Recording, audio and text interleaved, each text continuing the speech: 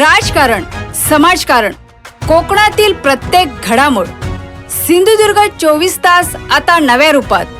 सिंधुदुर्ग संवाद, ताज्या घडामोडींसाठी आताच सबस्क्राइब करा. देवगड तालुक्यातील जामसंडे येथे आंबा काजू बागायतदार व व्यापारी संघटनेच्या वतीने बागायतदारांच्या विविध समस्यांवर चर्चा करण्यासाठी आयोजित करण्यात आलेल्या बैठकीत मोठा गोंधळ उडाल्याची घटना समोर आली आहे.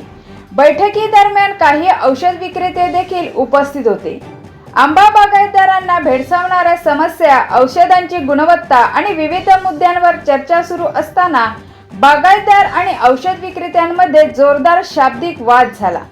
हा वाद इतका विकोपाला गेला की त्याचे स्वरूप थेट हाणामारीत झाले. बैठकीच्या ठिकाणी काही काळ तणावपूर्ण वातावरण निर्माण झाले असून उपस्थितांनी मध्यस्थी करत परिस्थिती नियंत्रणात आणण्याचा प्रयत्न केला. या घटनेमुळे बैठकीचा मूळ उद्देश बाजूला पडला आणि संपूर्ण परिसरात या राड्याची चर्चा रंगली आहे.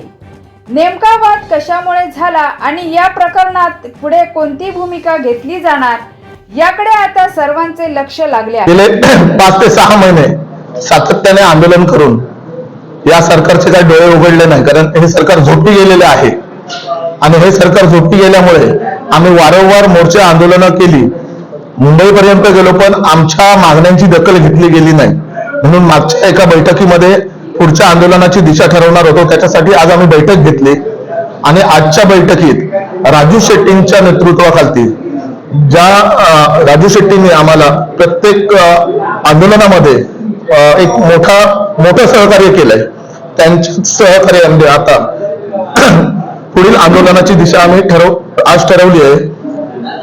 3 तारीखला जूनच्या मेळावा घ्यायचा ठरवलाय आणि जुलैच्या 3 तारीखला मेळावा घ्यायचा ठरवलेला आहे. आणि मेळावा घेतल्यानंतर एक आपल्या महाराष्ट्रात काही ठिकाणी अशी आंदोलनं झाली, त्याचपैकी एक आम्ही आंदोलन घेण्याचा विचार केलाय, जलसमाधी आंदोलन. कारण या झोपलेल्या सरकारला शेतकऱ्यांचे बळी गेल्याशिवाय, म्हणजे जीव गेल्याशिवाय यांना जाग येईल असं काय वाटत नाहीये. त्याच्यामुळे जर आम्ही 3 तारीखला आमच्या शेतकऱ्यांपैकी कोणाचे जीव गेलेत तर कदाचित 10 पर्यंत जे चालणार आहे अधिवेशन, त्या अधिवेशनामध्ये निदान जे असतील मागे शेतकरी, त्या शेतकऱ्यांना कोकणातल्या नक्कीच न्याय मिळेल असं आम्हाला वाटतंय. त्याच्यामुळे येत्या 3 जुलैला जलसमाधी आंदोलन घेण्याचं नियोजित केलेलं आहे. त्याचबरोबर जो अणुऊर्जा प्रकल्प आज देवगड येथे आणू घातलेला आहे या शासनाने, यांना अणुऊर्जा सारखे घातक प्रकल्प आणता येतात, परंतु शेतकऱ्यांना ज्या काही गोष्टी हव्या असतील त्याच्यासाठी किंवा पर्यटनाच्या दृष्टिकोनातून हे सरकार करू शकत नाही. तर ती जी तिकडची सगळी मंडळी आहे तालुक्यातली, तोही विरोध याच निमित्ताने त्या ठिकाणी केला जाणार आहे अणुऊर्जा याला. आणि आंबा काजू बागायतदार संघटना पूर्णतः अणुऊर्जा प्रकल्पाला विरोध करत आहे. ज्या ज्या ठिकाणी आंदोलनं करायची वेळ येईल त्या ठिकाणी आंबा काजू बागायतदार संघटना रस्त्यावरती उतरून त्याच्यासाठी राजू शेट्टी साहेबांची गरज पडली तर राजू शेट्टी साहेबांना पण आम्ही घेऊन येऊ, पण अणुऊर्जा प्रकल्पाला पूर्णतः विरोध करू. 3 जुलैचे आमचा जलसमाधी आंदोलन हे आम्ही करणार आणि त्याच्यावरती ठाम आहोत. पोलिसांनी दंडुकेशाहीचा वापर जरी केला तरी आम्ही त्याला आता काही घाबरत नाही, कारण आता शेट्टी साहेबांच्या नेतृत्वाखाली ते बऱ्यापैकी आम्हाला आता ती सवय झाली आहे. अगोदर कोकणातला शेतकरी घाबरायचा, आंदोलनं कशी करायची, पण आता त्या गोष्टींची आम्हाला बऱ्यापैकी सवय झाली आहे. आणि 3 तारीखला आमचं आंदोलन निश्चित आहे. मेळावा आणि आंदोलन, फक्त ठिकाण मेळाव्याचं ते आम्ही लवकरच जाहीर करू. नमस्कार.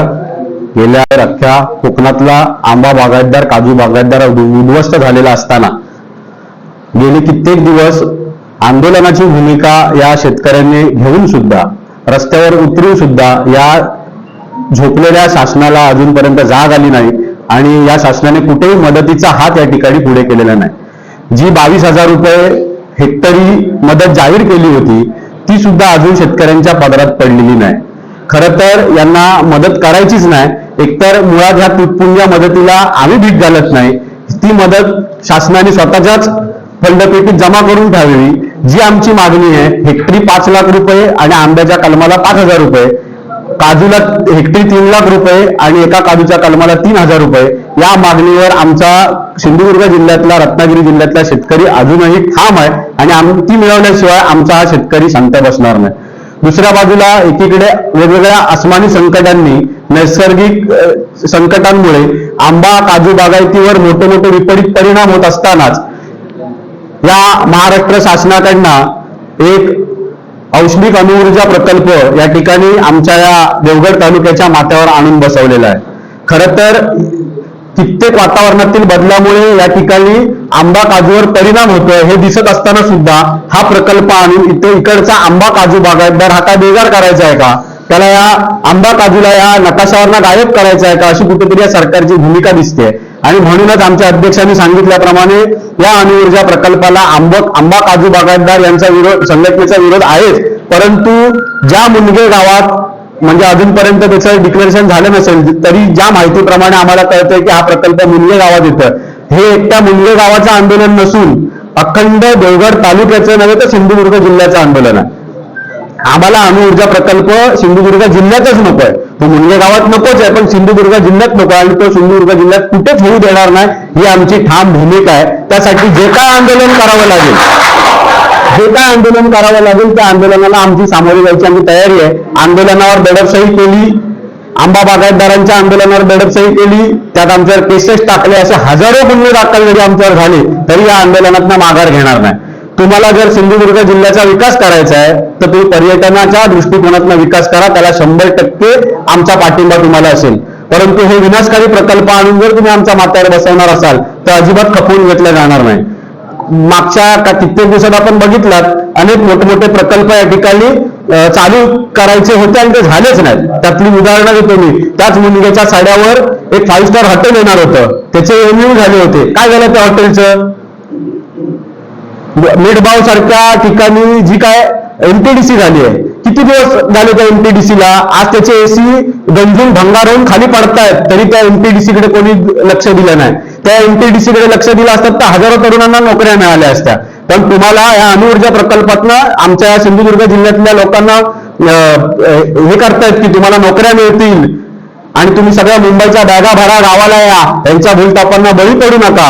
आणि येणाऱ्या 3 तारखेला या मोर्चाचं जो काय आंदोलन आम्ही हे करतोय हे आंबा काजू बागायतदारांसाठी आहेच, पण अणुऊर्जा प्रकल्पाच्या विरोधात देखील आहे. कारण हे दोन्ही गोष्टी एकमेकांना धरून चाललेल्या आहेत. जर अणुऊर्जा प्रकल्प आला तर कुठेतरी आंबा बागायतीवर पण पुढे भविष्यात त्याचं नुकसान होऊ शकते, याची आम्हाला 100% खात्री आहे. म्हणून आंबा बागायतदार संघ त्यांच्या सोबत आहे. येत्या काही दिवसात आम्ही देवगड तालुका अणुऊर्जा विरोधी संघर्ष समिती देखील स्थापन करू, त्याच्या माध्यमातून तालुक्याचा लढा देऊ. मुनगे गावात त्या पद्धतीने संघर्ष समिती स्थापन झालेली आहे. मुनगे गावाची संघर्ष समिती ही मुंबईत काल एक बैठक झाली, त्या संघर्ष समितीच्या बैठकीला डॉक्टर मुनगेकर साहेब उपस्थित होते.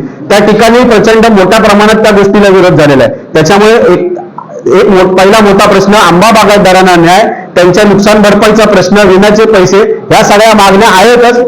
त्याशिवाय अणुऊर्जा प्रकल्पाला विरोध ही दुसरी गोष्ट आहे. या दोन्ही गोष्टींसाठी आपल्या माध्यमातून आम्ही शेतकऱ्यांना आणि या अणुऊर्जा प्रकल्पातल्या बाधित गावांना विनंती करतो की 3 तारखेच्या मेळाव्यात मोठ्या संख्येने उपस्थित राहून या गोष्टींना विरोध करा आणि या संकटातून आपल्याला बाहेर पडायला त्यातनं मार्ग मिळेल. धन्यवाद.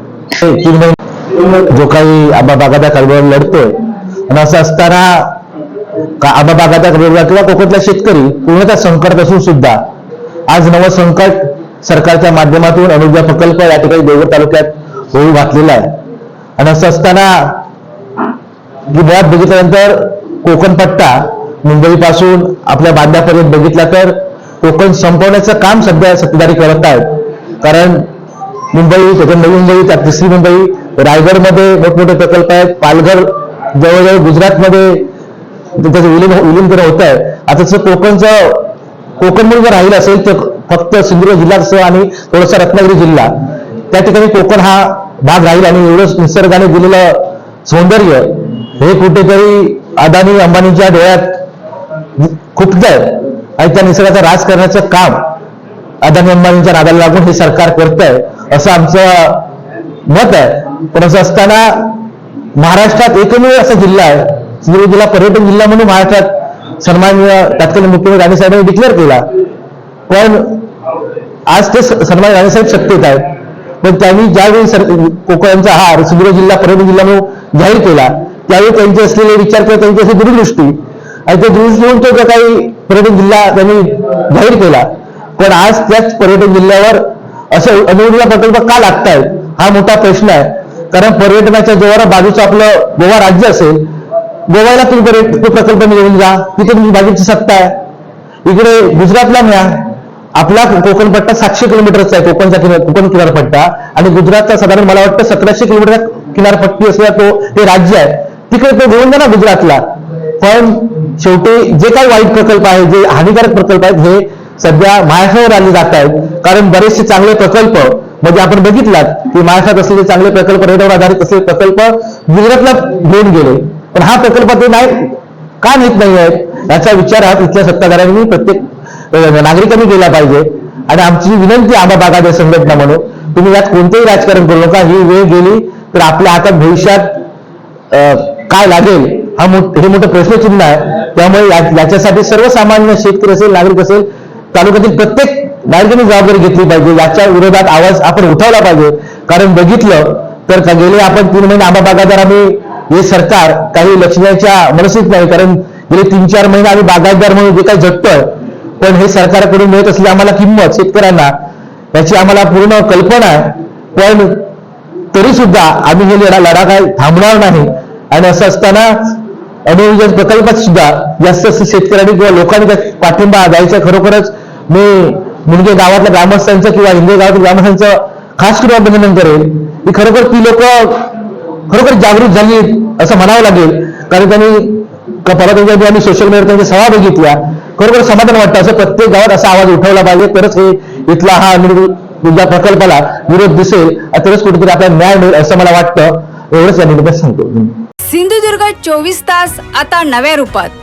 सिंधुदुर्ग संवाद ताज्या घडामोडींसाठी आताच सबस्क्राईब करा.